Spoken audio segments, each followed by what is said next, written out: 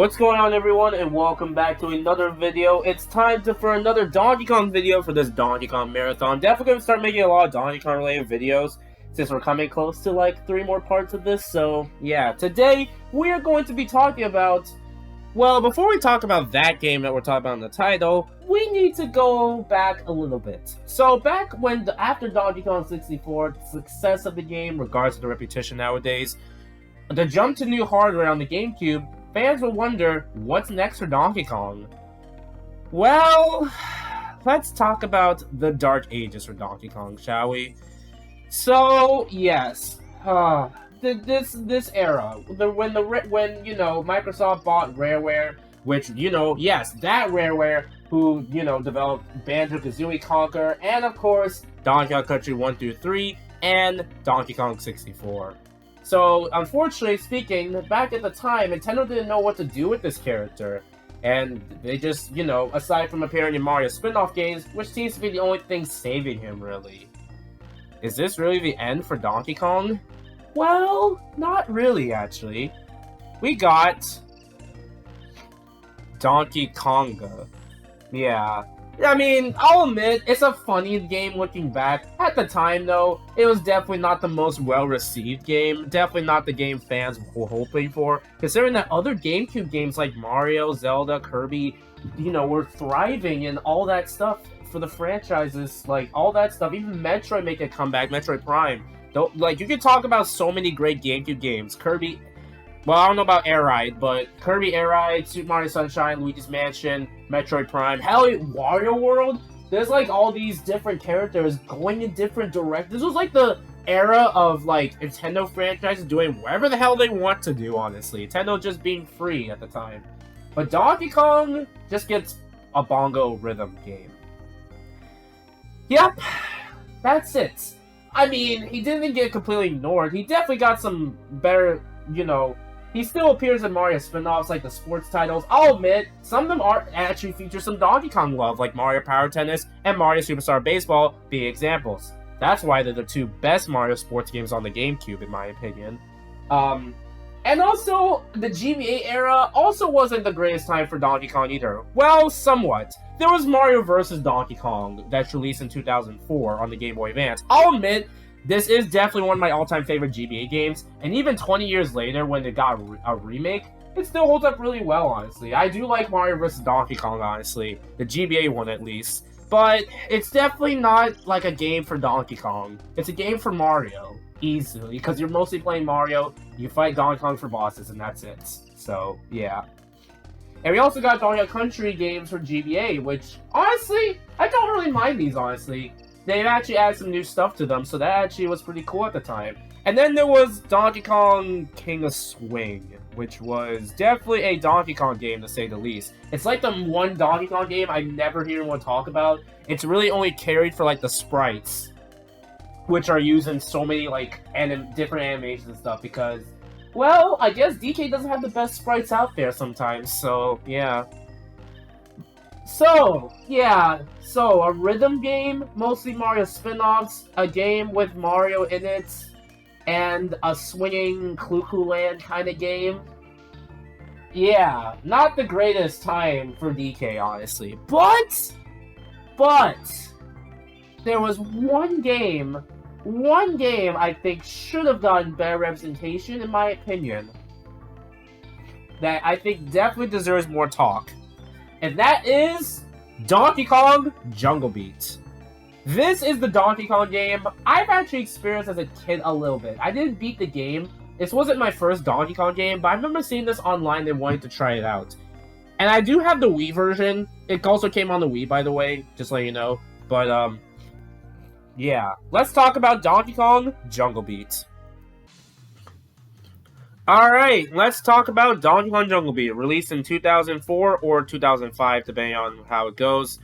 Yeah, this was a very different type of Donkey Kong game. This wasn't technically part of the Country series, and I think this deserves to be talked about like the other mainline Donkey Kong games, because it is a platforming game, to say the least. See? So, yeah, I don't think this does... I used to almost call this a spin-off, too. Don't judge me, I was very dumb at the time. But yeah, Donkey Kong Jungle Beat. So, there's not really much of a deep plot. Basically, Donkey Kong is collecting bananas and wants to become the king of the jungle. He's already the king of the jungle in my eyes, but he still wants to do it anyway, and that's pretty much the whole plot and the point of the game. So, yeah, Donkey Kong Jungle Beat is a very different type of game in the Donkey Kong series.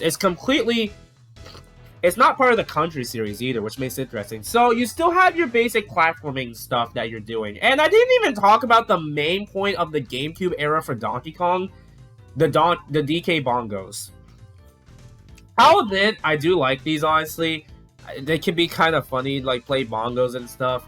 They can be, it actually, you know, at the time for Jungle Beat that was released on the GameCube, I think it worked out pretty well. I've never played that version, unfortunately, but I've heard it was pretty good, honestly. And the Wii version is it's basically motion control, which I guess is good for exercising. But aside that, I don't know. I don't mind playing either version, really. I mostly do play the Wii version because that's like the easiest version I can do, really, for me at least. But hey, it works, so that's nice.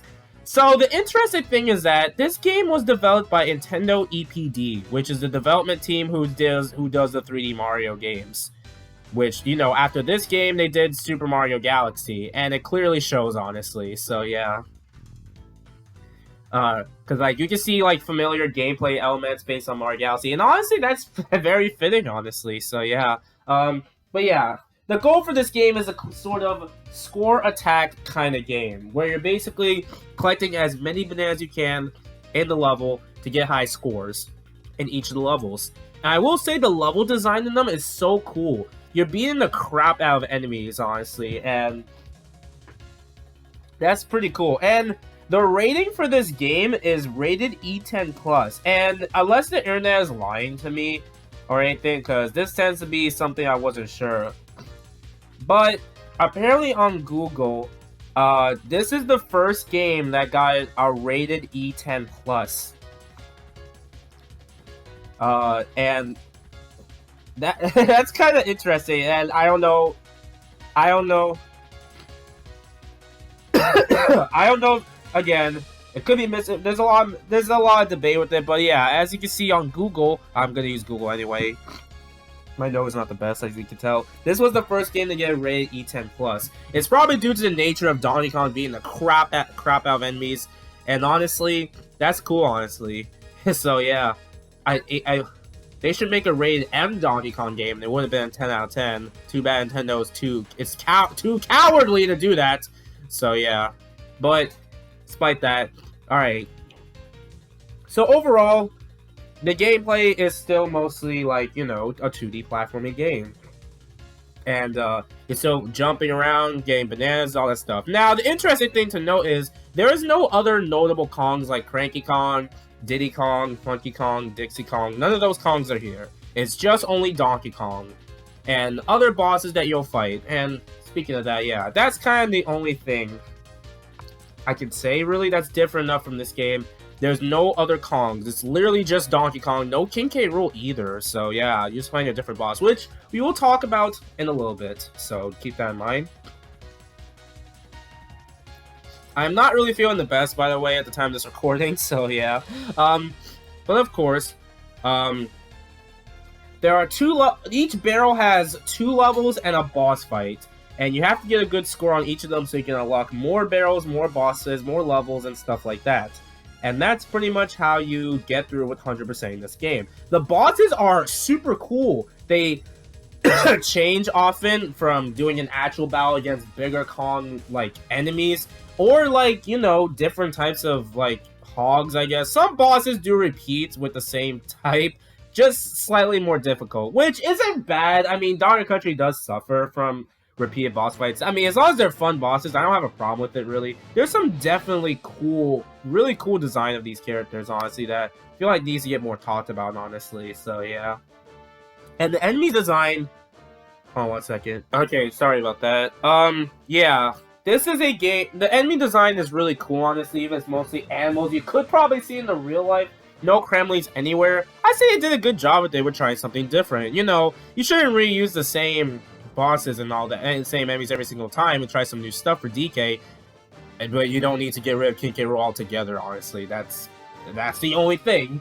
But yeah, despite that, the bosses are fun, and the soundtrack definitely ranges from very surprisingly really good, honestly. There's a lot of songs that don't really get talked about as much, and I do love listening to them, honestly. And the boss themes in general are like so good, honestly, and I really love the boss themes, honestly. They're just that good of like themes, honestly. I feel like need to be talked about just as much as like the other Donkey Kong games, really. So yeah.